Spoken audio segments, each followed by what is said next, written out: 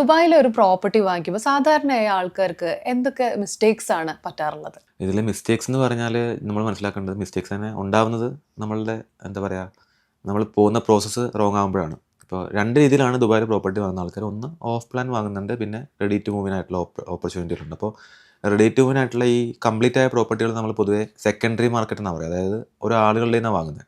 അപ്പോൾ ഈ ആളുകളുടെ നിന്ന് വാങ്ങുമ്പോൾ അതിലുണ്ടാകുന്ന ഡോക്യുമെൻറ്റേഷൻ കുറച്ചും കൂടെ കോംപ്ലിക്കേറ്റഡ് ആണ്. Let's A form A, form B, form F എന്നൊക്കെ പറഞ്ഞൊരു ഒരു ഡോക്യുമെൻറ്റേഷൻ ഉണ്ട്.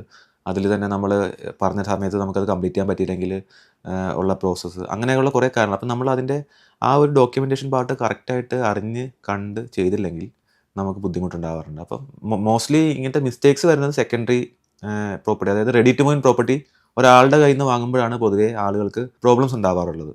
കംപ്ലയിൻസും കൂടുതൽ ലാൻഡ് ഡിപ്പാർട്ട്മെൻറ്റിൽ കൂടുതലും കംപ്ലയിൻസ് ഇതുപോലുള്ള സെക്കൻഡറി ഡീലുകൾക്കാണ്.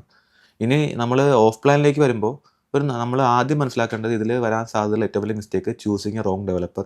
പിന്നെ രണ്ടാമത്തെ മിസ്റ്റേക്ക് എന്ന് പറയുന്നത് പർപ്പസ് ഓഫ് ബൈയിങ്. നമ്മൾ എന്തിനാണ് വാങ്ങുന്നതെന്നുള്ള രണ്ട് കാര്യങ്ങളിൽ ഈ രണ്ട് കാര്യങ്ങൾക്ക് ഒരു ക്ലാരിറ്റി ഇല്ലാതെ ചെയ്യുമ്പോഴാണ് മിസ്റ്റേക്സ് വരുന്നത്. റോങ് ഡെവലപ്പർ എന്ന് പറഞ്ഞാൽ നമുക്ക് ഇവിടെ 400 മുകളിൽ ഡെവലപ്പേഴ്സ് ഉണ്ട്. അപ്പോൾ നമ്മൾ ഒരു ലെജിറ്റ് അല്ലാത്തൊരു ഡെവലപ്പറുടെ അടുത്ത് നിന്ന് ഓഫർ കിട്ടി അല്ലെങ്കിൽ വില കുറച്ച് കിട്ടിയെന്ന് പറഞ്ഞ് വാങ്ങിച്ചു കഴിഞ്ഞാൽ ചിലപ്പോൾ നാളെ പ്രോപ്പർട്ടി ഓൺ ടൈം ഡെലിവർ ആവണമെന്നില്ല, ക്വാളിറ്റി നല്ലതാവണമെന്നില്ല. അപ്പോൾ നമ്മുടെ പൈസ നഷ്ടപ്പെട്ട് പോയേക്കാം. പിന്നെ നോർമലി സംഭവിക്കുന്ന രണ്ടാമത്തെ റീസൺ എന്ന് പറയുന്നത് നമ്മളൊരു പ്രോപ്പർട്ടി വാങ്ങുമ്പോൾ എന്തിനാണ് വാങ്ങുന്നത് എന്നുള്ള ക്ലാരിറ്റി ഇല്ലാതെ വാങ്ങുക.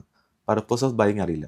ഇപ്പോൾ ഞാൻ താമസിക്കാൻ വേണ്ടി വാങ്ങുന്നതെങ്കിൽ എനിക്ക് ഇഷ്ടമുള്ള ചൂസ് ചെയ്യാം. പക്ഷേ ഇൻവെസ്റ്റ്മെൻ്റ് ആയിട്ട് ചെയ്യുമ്പോൾ നമുക്ക് ഇപ്പോൾ ലെറ്റ്സ് സേ ഒരാൾ പറയാണ് ഒരു 2 കോടിയുടെ പ്രോപ്പർട്ടിയാണ്, നിങ്ങളതിലൊരു ബുക്കിംഗ് എമൗണ്ടും ഒരു ചെറിയ എമൗണ്ടും അടച്ചാൽ നിങ്ങൾക്കത് മറിച്ചിട്ട് അതിൽ നിന്ന് പൈസ ഉണ്ടാക്കാമെന്ന് പറഞ്ഞ് ഒരുപാട് പേര് കുഴിപ്പോയി ചാടാറുണ്ട്. അപ്പോൾ ചിലപ്പോൾ ആ ഒരു ചെറിയ എമൗണ്ട് വെച്ചിട്ടായിരിക്കും ഇൻവെസ്റ്റ് ചെയ്യുന്നത്. ആ എമൗണ്ട് മാത്രമേ കയ്യിൽ ഉണ്ടാവുള്ളൂ. അപ്പോൾ ഡെവലപ്പർ ഇതൊന്നും അറിഞ്ഞിട്ടുണ്ടാവില്ല. അപ്പോൾ ഏതെങ്കിലും ഏജൻസ് ഒക്കെ പറയും 2 കോടിയുടെ പ്രോപ്പർട്ടിക്ക് 50 ലക്ഷം രൂപ ഇറക്കിക്കോളൂ, നിങ്ങൾക്ക് അത് 2.5 കോടിയായിട്ട് വിൽക്കാൻ പറ്റും, അപ്പോൾ 50 ലക്ഷം രൂപ പ്രോഫിറ്റ് കിട്ടും എന്നൊക്കെ പറയുമ്പോൾ ഈ 50 ലക്ഷം മാത്രമുള്ള ഒരാൾ പോയിട്ട് ഈ 50 ലക്ഷം ഇൻവെസ്റ്റ് ചെയ്ത് കഴിയുമ്പോഴായിരിക്കും പിന്നെ ആ ഏജൻറ്റ് ഫോൺ എടുക്കില്ല. അപ്പോൾ എന്താ പറ്റുക എന്ന് പറഞ്ഞാൽ ഡെവലപ്പറുടെ ഭാഗത്ത് നോക്കുമ്പോൾ അവർക്ക് ബാക്കിയുള്ള പേയ്മെൻറ്റും കളക്ട് ചെയ്യണം. പക്ഷേ ഇത് കളക്ട് ചെയ്യാൻ ഇയാളുടെ പൈസ ഇല്ല, വിൽക്കാനോട്ട് പറ്റുമില്ല. കാരണം ഒരു പ്രോപ്പർട്ടി പർച്ചേസ് ചെയ്യുമ്പോൾ NOC എന്ന് പറയുന്നത് 40% പേയ്മെൻറ്റ് ചെയ്താൽ മാത്രമേ, ഇപ്പോൾ ലെറ്റ്സ് 100 രൂപയുടെ പ്രോപ്പർട്ടി ആണെങ്കിൽ 40 രൂപ അടച്ചാൽ മാത്രമേ നമുക്ക് ഡെവലപ്പർ ഇത് റീസെയിൽ ചെയ്യാനുള്ള NOC തരുള്ളൂ. അപ്പോൾ നമ്മളിതെല്ലാം മനസ്സിലാക്കി കറക്റ്റായിട്ട് ചെയ്തില്ലെങ്കിൽ നമ്മുടെ പർപ്പസ് ഓഫ് ബൈയിങ് നമ്മൾ എപ്പോഴും നമ്മൾ മനസ്സിലാക്കി വേണം ചെയ്യാൻ. അല്ല തോന്നിയ പോലെ നമ്മൾ ആരെങ്കിലും എന്തെങ്കിലുമൊക്കെ പറയുന്നത് കേട്ടിട്ട് നമ്മൾ ഇൻവെസ്റ്റ്മെൻറ്റ് എന്നുള്ള ഇത് ചെയ്ത് കഴിഞ്ഞാൽ 100% പൈസ നഷ്ടപ്പെടും. അപ്പോൾ എപ്പോഴും നല്ലൊരു ഗൈഡൻസ് വേണം എന്നുള്ളതാണ് ഇതിൻ്റെ ഏറ്റവും വലിയൊരു കാര്യം. പിന്നെ വാങ്ങുമ്പോൾ നല്ല ഡെവലപ്പറെ ചൂസ് ചെയ്യുക, ഇൻറ്റൻഷൻ കറക്റ്റ് ആയിരിക്കണം, പിന്നെ റോങ് ആയിട്ടുള്ള പർപ്പസിൽ പ്രോപ്പർട്ടി വാങ്ങരുത്. അങ്ങനെയൊക്കെ ചെയ്ത് കഴിഞ്ഞാൽ ഓട്ടോമാറ്റിക്കായിട്ട് നമുക്ക് ആ വാങ്ങുന്ന പ്രോപ്പർട്ടി സേഫ് ആയിരിക്കും, മിസ്റ്റേക്കുകൾ വളരെ കുറയും. എങ്ങനെയായിരിക്കണം ഒരു പ്രോസസ്സ് എന്ന് പറയുന്നത്? സ്റ്റെപ്പ് ബൈ സ്റ്റെപ്പ് ആയിട്ട് പറയുകയാണെങ്കിൽ പ്രോസസ് എന്ന് പറഞ്ഞാൽ നമ്മൾ ഫസ്റ്റ് ഈസി ആയിട്ട് പറഞ്ഞാൽ നമ്മൾ പർപ്പസ് ആദ്യം ഫിക്സ് ചെയ്യുക. പർപ്പസ് ഫിക്സ് ചെയ്തിട്ട് അതിനനുസരിച്ചുള്ള ഒരു 3 ഓപ്ഷൻ സെലക്ട് ചെയ്യുക.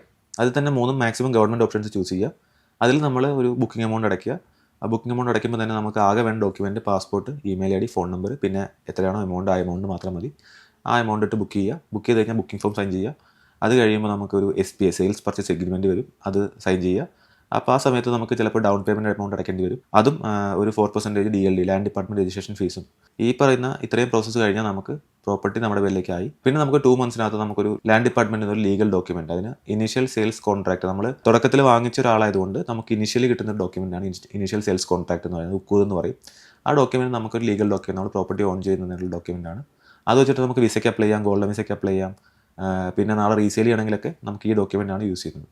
പിന്നെ നമുക്ക് എപ്പോഴെങ്കിലും റീസെയിൽ ചെയ്യണമെങ്കിൽ നമ്മൾ 40% അടച്ചു കഴിഞ്ഞാൽ നമുക്ക് NOC എലിജിബിലിറ്റി കിട്ടും, ഡെവലപ്പർ NOC തരും വിൽക്കാൻ വേണ്ടിയിട്ടുള്ള. അപ്പോൾ വിൽക്കുകയും ചെയ്യാം. അപ്പോൾ ഇതാണ് എൻ്റെ ഒരു പ്രോസസ്സ്. അപ്പോൾ നമ്മളിത് കറക്റ്റായിട്ട് ഓരോ സ്റ്റെപ്പ് ബൈ സ്റ്റെപ്പ് ആൾക്കാർക്ക് പറഞ്ഞു കൊടുത്ത് ഗൈഡ് ചെയ്തിട്ടാണ് നമ്മൾ ചെയ്യുന്നത്. അപ്പോൾ അതുകൊണ്ടാണ് ഈ പറഞ്ഞ നമ്മളിപ്പോൾ കഴിഞ്ഞ 2-3 വർഷമായിട്ട് ഇവിടുത്തെ ഗവൺമെൻറ് ഡെവലപ്പേഴ്സിൽ നമ്പർ 1 സെല്ലറാണ്. അതിൻ്റെ റീസൺ എന്താണെന്ന് വെച്ചാൽ നമ്മൾ മിസ്റ്റേക്സ് വളരെ കുറവാണ്, പ്രോബ്ലമാറ്റിക് ആയിട്ടുള്ള കാര്യങ്ങൾ ചെയ്യാറില്ല. അപ്പോൾ അതുകൊണ്ട് നമ്മൾ നോക്കി കണ്ടാണെല്ലാം ചെയ്യുന്നത്.